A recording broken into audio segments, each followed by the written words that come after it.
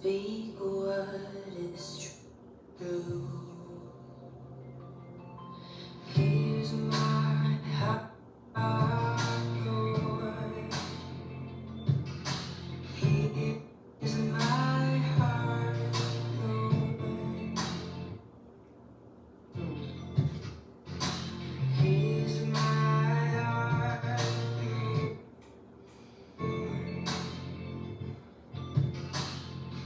Speak what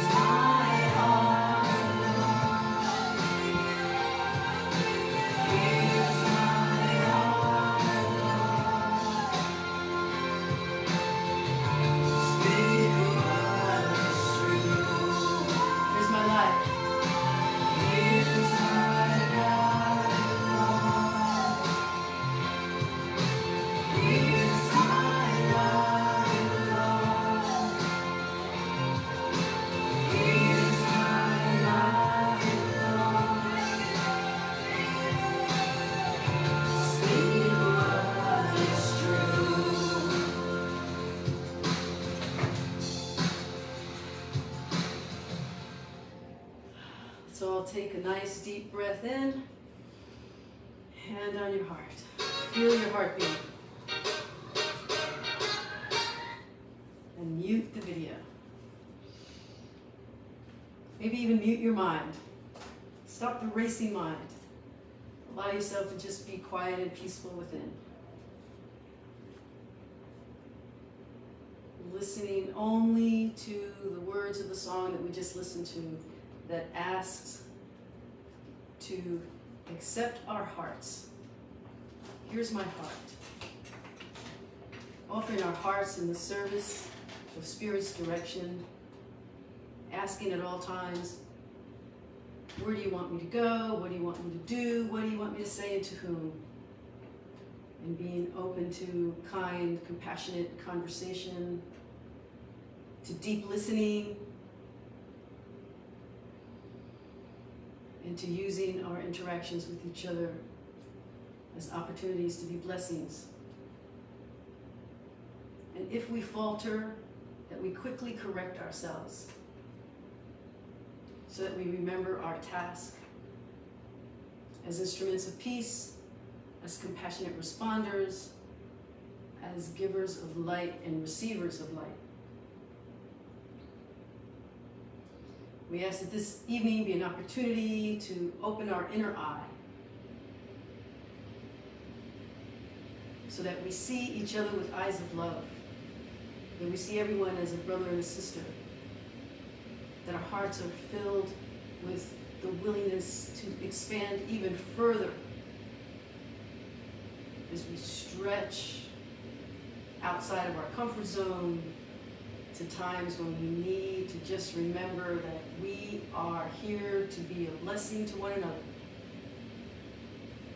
That we look into the eyes of a brother or sister who is the beloved, representing the beloved. So we give thanks for this opportunity to step into the role of light. Imagining that there's a beam of light, and we step into that light. And we ask to be a blessing. Together we take another nice deep breath as a spiritual family. And exhale into this moment. Welcome. Happy Holy Thursday. It's good to be together. Today is the Thursday before Thanksgiving. So I'm offering you my divine Valentine. Together we are looking for that divine romance.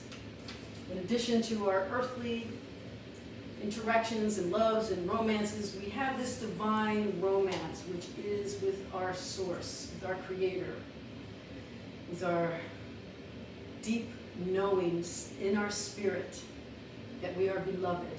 That regardless of the names we were given, you know, your parents tried a couple different names while they were waiting for you to come into the world. But there was a name that we all share, and that name is beloved. And so our divine romance reminds us that we are all beloved, and we're here to see the beloved in one another. So welcome. One announcement. This coming Tuesday, the 17th, is our next full moon gathering, and that's at Lauderdale by the Sea. So I'll have a reminder in the newsletter, in the daily WhatsApp text, and on the Facebook page. So all the information you need will be there, and if you're local, or if you're here as a snowbird from Canada, even better. Come and join us on Tuesday night. So I look forward to that. It's always wonderful. Last month, January, it was very cold. Florida cold, not Canada cold. It was Florida cold, and we hung out there and we had a beautiful evening. So check the weather app, see if you need to bundle up. So today we're moving into question 3 in the manual for teachers. Now next week we start question 4, which is very long and involved because it talks about characteristics and qualities, and it's long, so it might take a few weeks to get through number 4. But today we're going to look at number 3 in the manual.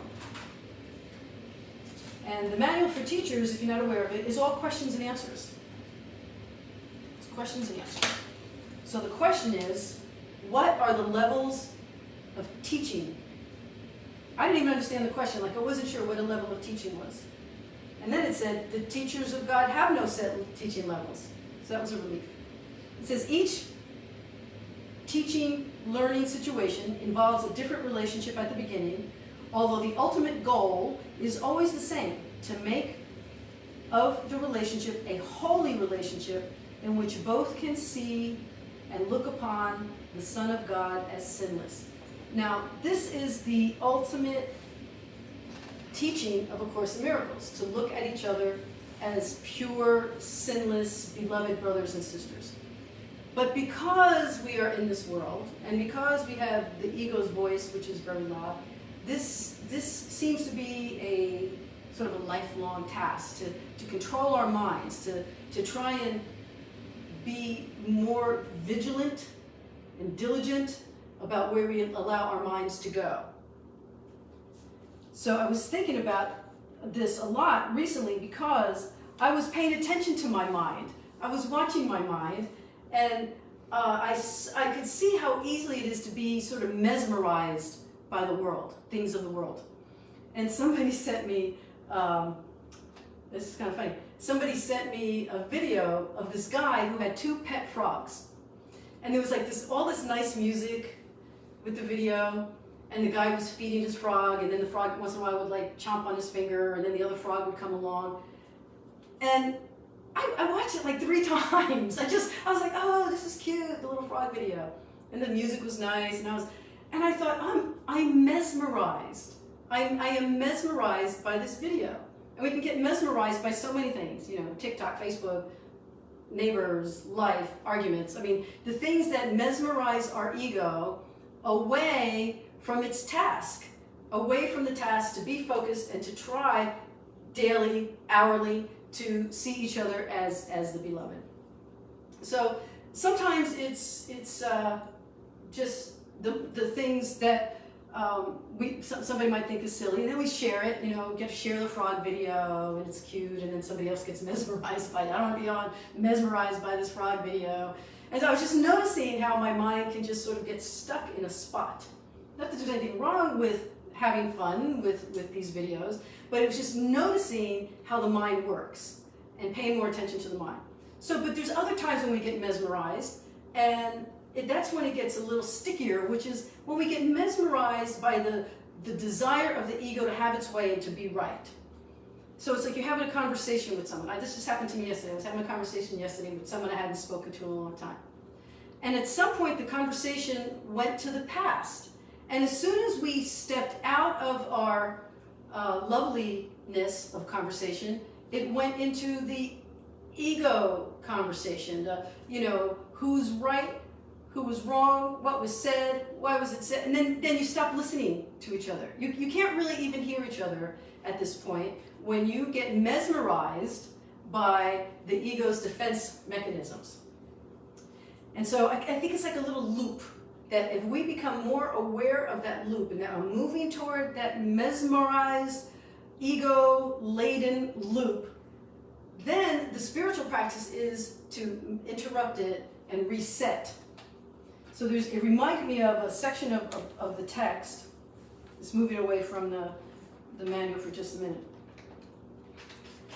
That says, it's chapter 18, and it's talking about holy relationships. It's really an awareness of the fact that this is what we do. We get caught up in our egos. We get mesmerized by our desire to be right or to be heard. Now, there's nothing wrong with our human desires, right? It's just, can we be aware of them so we don't allow them to control us? We all want to be seen and heard and known and loved. We just want that. But we can't always get it from the person we're trying to get it for. If we're in an argument, even if it's somebody who adores you, if you're in an argument, chances are they're not hearing you. So we start to learn how to adjust the ways in which we interact. We start to realize that what the Course in Miracles says is that we all are really a little insane when we are hooked into that mesmerized moment. And I think mesmerized actually has some connotation of being sort of outside of your mind. So it says, this is in chapter 18. It says, when you feel the holiness of your relationship threatened by anything, stop and offer the Holy Spirit your willingness, in spite of fear, to let him exchange this instant for the Holy One that you would rather have. He will never fail. So this is, I love this line. Whoever is saner at the time. So, it's like, I hear our brother saying, look, I know you're crazy. I know y'all go a little crazy. So look, can one of you be a little more sane? Can one of you take a moment to just sort of step back? So it's not like we're alone in understanding that this has to be done. I mean, we're being told, even by our brother Jesus, from when this communication started, that there is an understanding that this is a dilemma of the human condition. Whoever is saner at the time should remember how deep is his indebtedness to the other and how much gratitude is due, and be glad that he can pay his debt by bringing happiness to both. Let him remember this and say, maybe not out loud, but if you remember this prayer, you remember a portion of it, just imagine if you're in the middle of an argument with somebody and you're mesmerized by your own ego's desire to be heard, to be right, and you think to yourself in that moment, you know what? Maybe in this moment, maybe this time, maybe not all the time, but maybe this time I can be the more sane one and offer a blessing instead, and offer peace through my prayer to the realization that you are blessed and beloved. And this is my opportunity to show you that I do care. So it says, I desire this holy instant for myself, that I may share it with my brother whom I love. It is not possible that I can have it without him, or he without me. Yet it is wholly possible for us to share it now. And so I choose this instant as the one to offer the Holy Spirit, that his blessings may descend upon us and keep us both in peace. Keep us both sane. So if you can't think of all that in the moment because you're in your upset, then maybe we can just find it in our hearts to know that that's a possibility, that that's somewhere in us, that we can somehow in that moment say, you know what, I am just being mesmerized. I am just being moved into my insanity, into my insane mind. Now, in psychological terms, we say, well, there are things that are happening when you're upset, right? There's brain chemicals and amygdala hydration. There's all kinds of things that are happening. But if we get ahead of it, if we know that this is my tendency, this is my desire, this is where I'm getting pulled in, then we can start some level of this prayer within ourselves. Even if it's just to say, I desire peace in this moment. I choose to see peace instead of this. I would like to see it differently.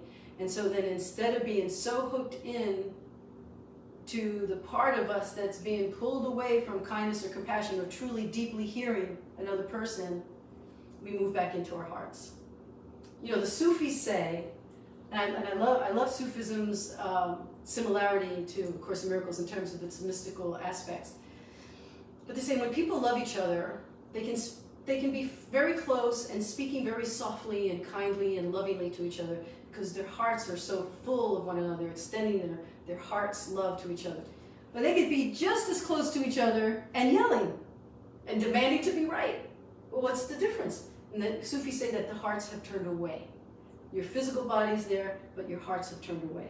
And so, A Course in Miracles is reminding us that we're in charge of that movement. We can bring that heart back to balance. We don't want to be, I saw this story the other day. I keep interrupting myself.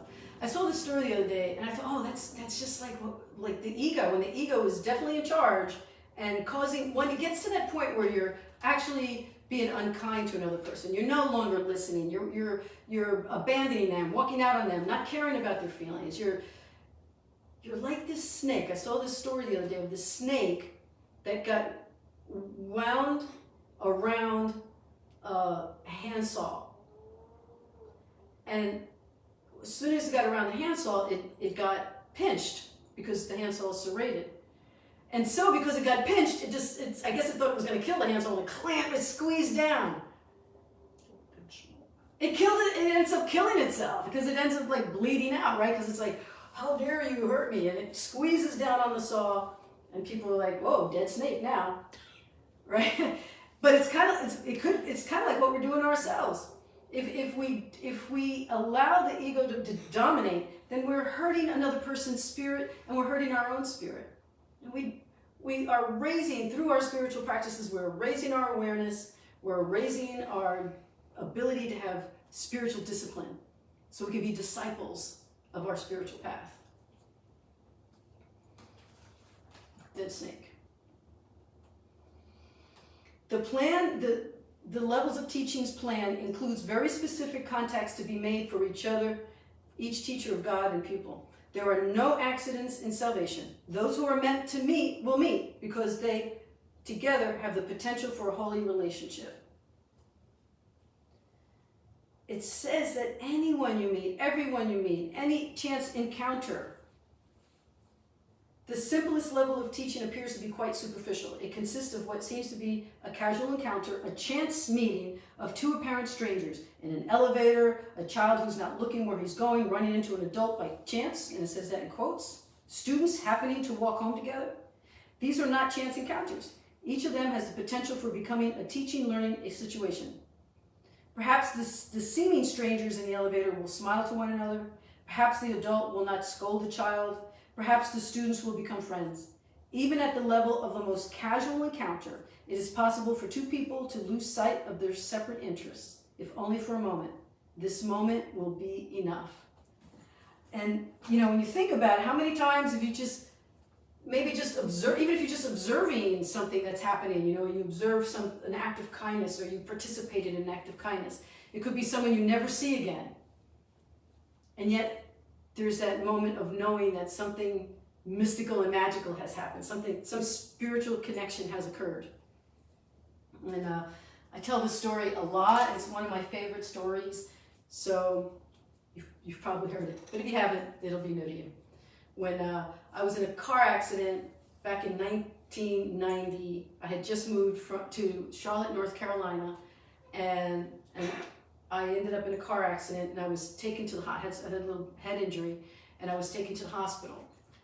When I got to the hospital, I was in the emergency room, and apparently a bigger situation occurred. And so it's kind of like like Grey's Anatomy. Everybody runs out, and they're all waiting for the next emergency. Well, I was the person on the gurney in the hallway while this other emergency was being taken care of. And I ended up sitting out there for a really long time. It's kind of like they forgot about me. Well, not kind of like they did. They forgot about me. So I was sitting out on this gurney in a hallway for the longest time. The accident took place like at 9 in the morning. And 3 in the afternoon, nobody had seen me. And I used to get up from the gurney, and instead of going to get help, because I had a mild concussion, I would just hold onto the wall and find my way to the restroom and then back to my little gurney. And someone at some point came by, and people would come by and they'd look at me and I'd be like, excuse me, I couldn't even talk very loud. Finally, they took some x-rays and stuff, and still more hours had gone by, still no room had been, I didn't have an admission room ready for me. And I started to get really, really hungry. I had been on the road since 9 in the morning, or the accident was at 9 in the morning. So people would go by and I'd be like, excuse me. So this lady stopped, she goes, oh, what are you doing there? And I said, oh, I'm really hungry. And she said, okay, I'll be right back. She came back with a banana and 2 saltine crackers. You know those little saltines that are like individually wrapped in the hospital? And I said, that was the best meal of my life in that moment. That banana and those 2 crackers just seemed like so amazing to me.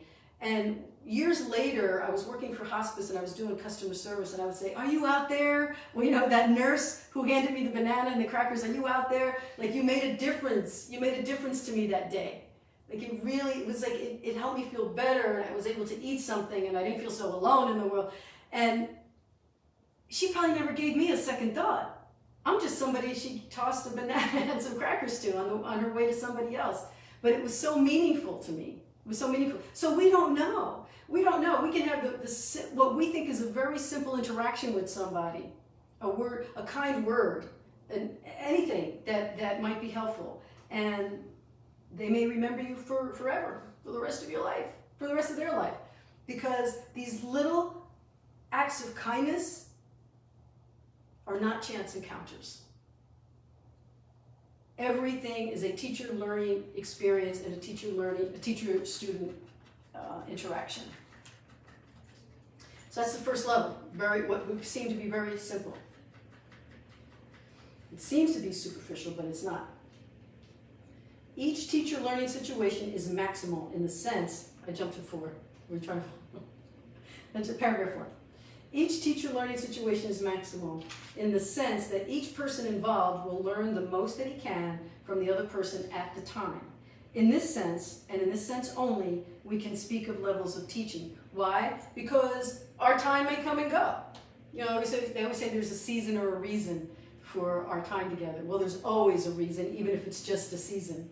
So even if you're just interacting with someone for a short period of time, and the time is now over, it is still significant. And it was still, according to A Course in Miracles, it was still orchestrated for you.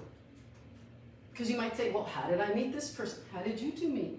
You know, how does any kind of relationship evolve? It evolves, to me, it's mystical and magical because we don't create it. It happens for us.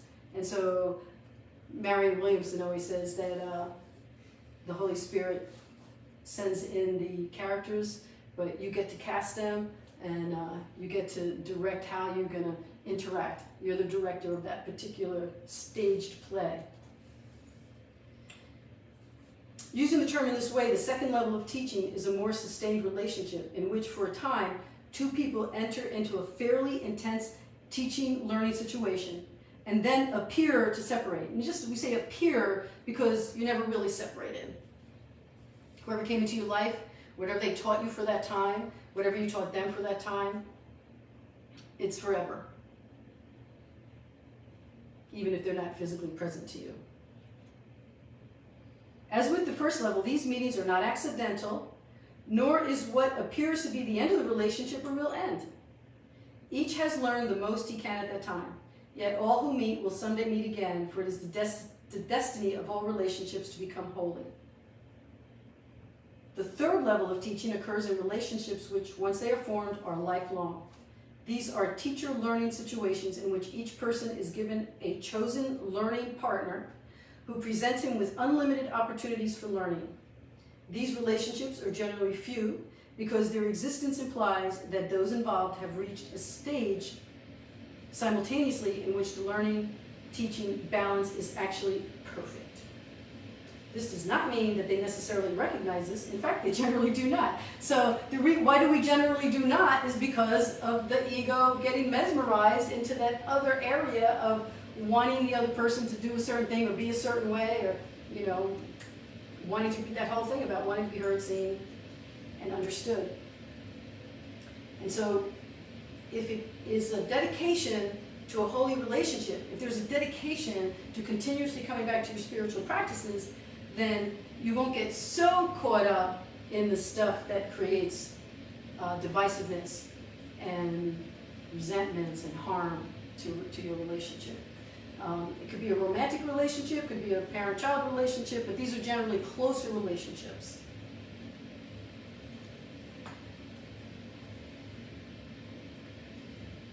Oh, then it says, they may even be quite hostile to each other for some time, and perhaps for life. Oops. Yet, should they decide to learn, the perfect lesson is before them and can be learned. And if they decide to learn that lesson, they become the saviors of the teachers who falter and may even seem to fail. No teacher of God can fail to find the help he needs. So this is just a reminder, and I think that we all know that for those of us who've done any kind of spiritual practice, we know that there's no accidents. That nothing is really without some sort of opportunity for us to learn. Now we might think it's an accident. I mean, there are things that happen in our lives that we're not happy about. Like, oh, that happened, and it's not something I would want to happen. You know, like your house getting robbed, or being in a car accident, or somebody's untimely death. I mean, there's lots of things that happen in life that we're not happy about. That we feel, maybe for a minute we feel victimized, or maybe we feel angry. And, you know, in the United States we have a lot of verbal fighting around politics. You know, people get really upset, and you know. So what the Course is reminding us is that all that stuff is happening. Yes, it is happening. It's right there. We're watching it. We're interacting with it. But we can also learn from it. We can learn from it. We can learn our own minds. We can decide what it is we're going to do with our own minds, our own hearts, our own lives as a result of whatever it is that we've interacted with. I always use Mothers Against Drunk Driving as a good example, because here's people who've experienced a horrible situation where their child was killed by a drunk driver, but then they ended up being the ones who changed laws and increased, is it increase or decrease the levels? Is it an increase or increase the levels of what would be considered drunk driving? Increase. Yeah, so it's a matter of how we can take what is happening in our lives and use it as a learning experience for ourselves, and use it as an opportunity to be teaching others as to how it is that we're going to handle these things that were brought to us. And remembering that it's not by any coincidence, that everything is happening because we are here to accept it, interact with it, and see who we are as a result of it. Even see who we are in it. Who am I in it when I am being mesmerized by this argument or this conversation or this thing that I'm witnessing that I'm unhappy about? Who am I in it? How do I show up? Which takes me to the lessons that we've been seeing the last few days. So that was the number 3. I'm going to hold off for number 4 until next week, because it's going to be a little bit longer. We're going to delve into that. So what I wanted to do now is make a correlation between this and our lesson yesterday and today, starting with lesson 40. Lesson 40 says, I am blessed as a child of God. I am blessed as a child of God. So if you remember back in COVID days, when everybody was assigned different levels of interaction in the world, especially when we were on lockdown. Essential workers were allowed to be out. We were allowed to be on the street. I had a special little pass that I carried in my car when we were on lockdown, because I was considered an essential worker. Well, Course in Miracles is saying that we are all essential workers. We are all essential workers. We are all absolutely pivotal and important to the plan of bringing light, love, and salvation to the world. So if you think of yourself as a beloved child of God and say, I am blessed as a child of God, then you start thinking that as a blessed child of God, I can move through the world with a little bit more confidence of how I am going to be able to handle whatever it is that comes up, whatever comes my way. So I'm blessed as a child of God. It's one of my hourly quotes. You know, I have my phone, it rings every hour for 10 hours throughout the day. And I am blessed as a child of God is one of them, because if I'm in the middle of the day and I'm caught up in whatever is mesmerizing me outside there, and I remember I'm blessed as a child of God, what does that mean? That means I have the ability to change my thoughts right here, right now. I have the ability to change what I'm thinking, to change what I'm saying, to change how I'm seeing this situation. I am blessed as a child of God. It says, repeat this idea. So repeat just, it doesn't have to be for a day. It could be just whenever it occurs to you. Associate being with a child of God with anything that you're interacting with, whatever you're going through. It says, I am blessed as a child of God. I am happy, peaceful, loving, and content. I am blessed as a child of God. I am calm, assured, and confident. So, one of the things that we're doing in the first part of the book, and we're only up to lesson 40, so that's like from January to now, it's been 40 days. We're 40 days into the new year. Is we're trying to deconstruct the ego's control of our minds. And so sometimes when we hear things, they might not feel like it's really resonating with you. You might say, well, you know, how blessed as a child of God am I? And what does it really mean? And so if we just take the time to think of ourselves and others, so it's not just me, I'm not just blessed as a child of God, you're blessed as a child of God.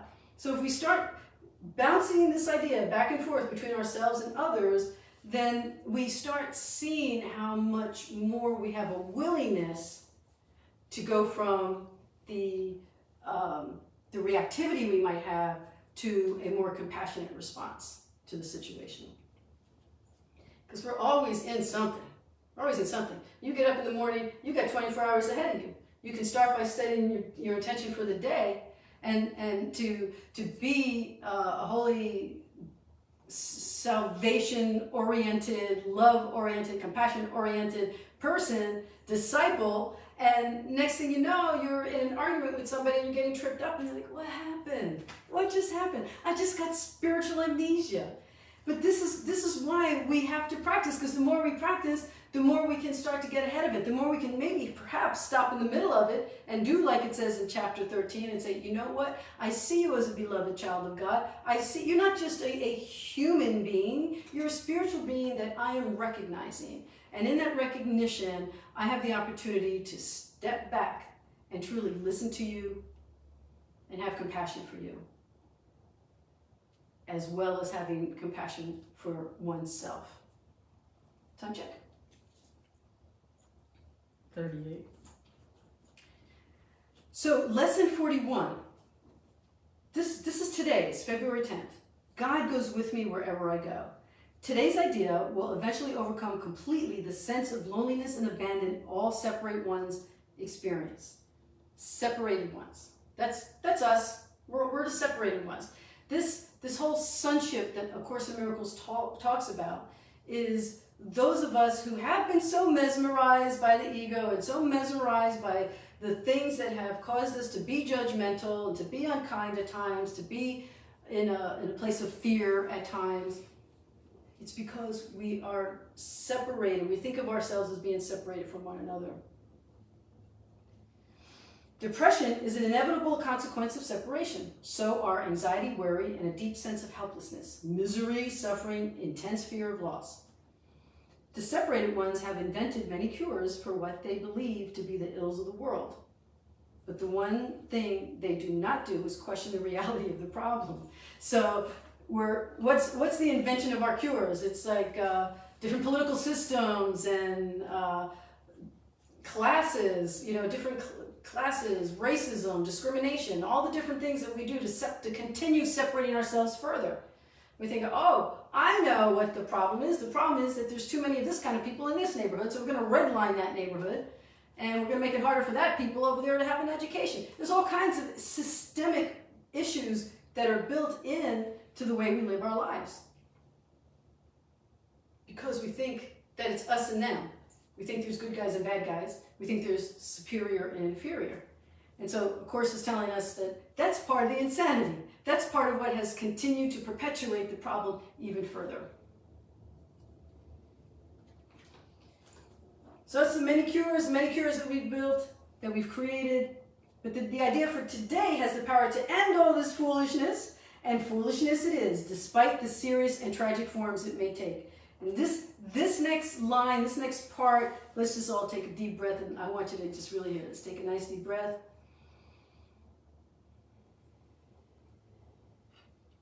Believe what I'm going to tell you. Put your hand on your heart. Remember that you are blessed as a child of God. You are not the only one here, because you are part of the whole system that sees you, knows you, and blesses you as a child of God, and you are beloved. Deep within you is everything that is perfect, ready to radiate through you out into the world. It will cure all sorrow and pain and loss, because it will heal the mind that thought these things were real and suffered out of its allegiance to them. You can never be deprived of your perfect holiness, because its source goes with you wherever you go. Deep breath. Accept that. Believe that. Even if it's just for a moment. Even if you can suspend doubt for just a few moments. And know that deep within you is everything perfect, ready to radiate through you out into the world. Through you out into the world. Taking in the light. We love to do this under the full moon. If you're coming out next Tuesday. We love to use the moon as a source of a remembering of the light that we are. The light that we share. The light that was given to us. And that is the light of every other human being and sentient being that is on this earth. We bring that light into us. Step into it, claim it, allow it to be a part of who we are. and then radiate that light out into the world. And sometimes to save the world might be whatever is in front of you. When the Course says you are the savior of the world, it means your world, wherever you are. So if you have this light in you, if you have this deep desire to extend this light in you, through you, out into the world, it may be the salvation of one other person. That same act of kindness we talked about earlier. That may be all it is, and that is enough. That is your opportunity to be a blessing, because deep within you is this perfection. Deep within you is this light that you can radiate out into the world. I'm going to say it again. Listen, listen, listen deeply. Deep within you is everything that is perfect, ready to radiate through you, out into the world. Imagine you're bringing this light in, you're accepting this light, you're claiming it, you're allowing your heart to be filled with light and love, and then you extend it out into the world. It will cure all sorrow and pain and fear, because it will heal the mind that thought these things were real. You can never be deprived of your holiness, because it is the source that goes with you wherever you go. God goes with you wherever you go. Source goes with you wherever you go. However you call it, however you believe in it. Holy Spirit, it goes with you. It's your higher holy self. It is with you. You have access to it at all times. The access is there for you to say, you know what? I'm over here acting crazy. I'm over here acting reactive. I'm upset. I'm mesmerized by my upset. But you know what? I just remembered that there's this other part of me, deep within me, that's perfect, that knows how to love, that has compassion, that can take this moment to rethink, recalculate, refocus, and extend light and love.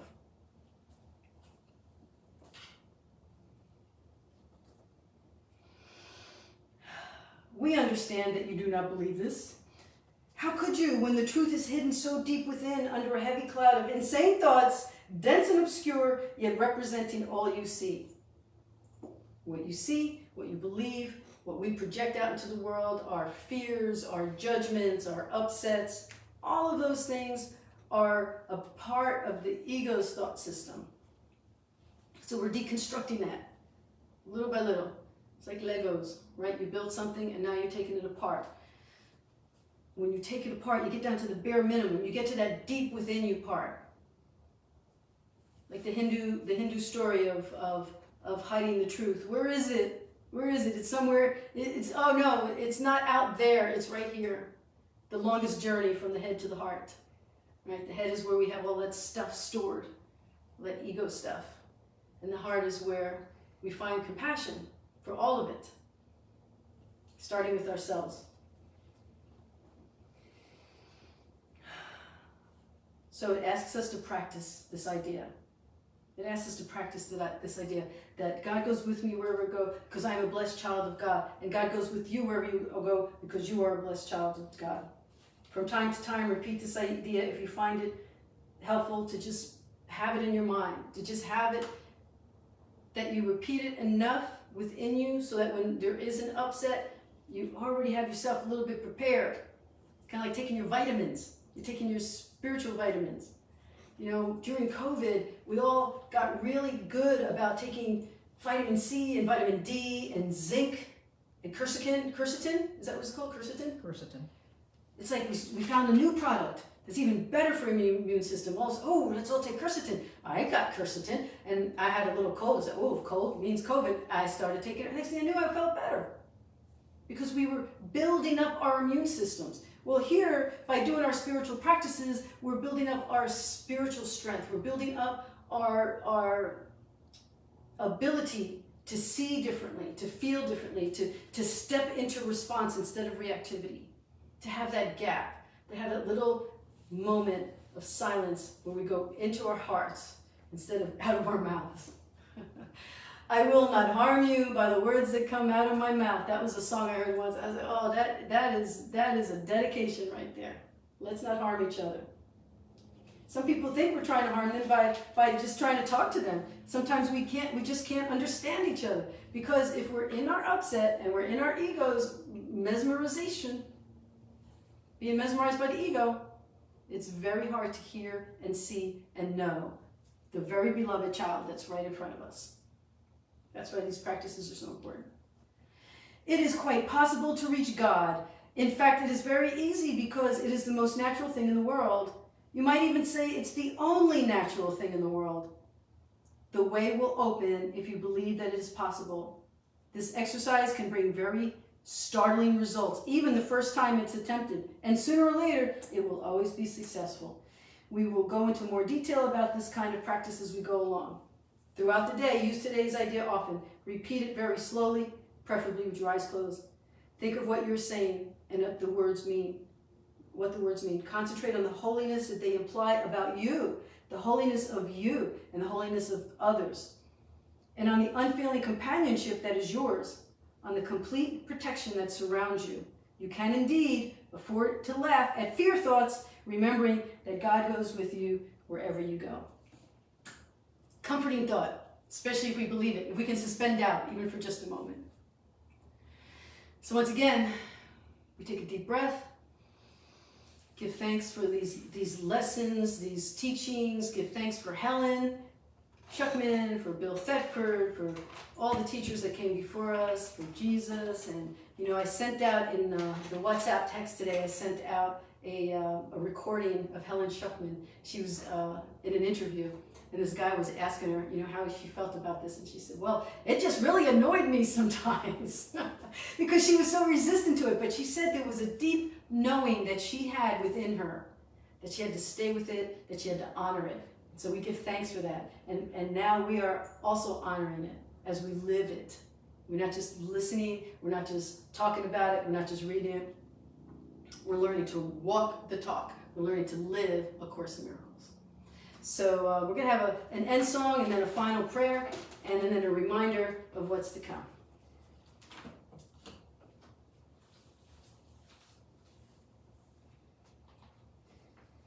Staring at a mountain, thought I had already climbed. The weight of my mistakes hold me down like I'm paralyzed. Yeah.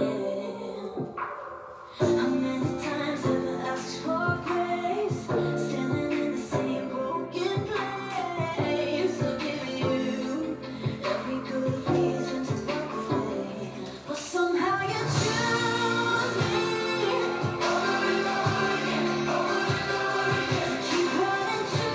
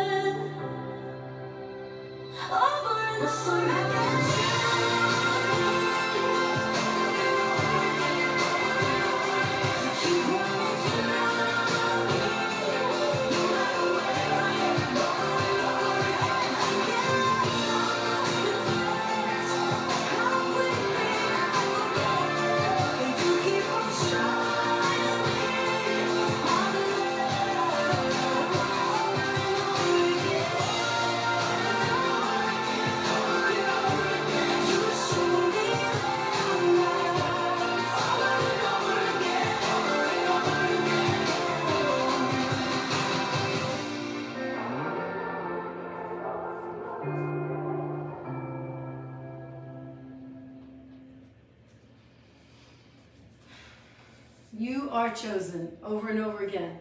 Over and over and over again, because you are blessed as a child of God. And let me remind you that deep within you is everything that is perfect, ready to radiate through you and out into the world. Thank God for that. Thank God for you. God bless you. I hope to see you all Tuesday out on the beach, Lord, by the sea.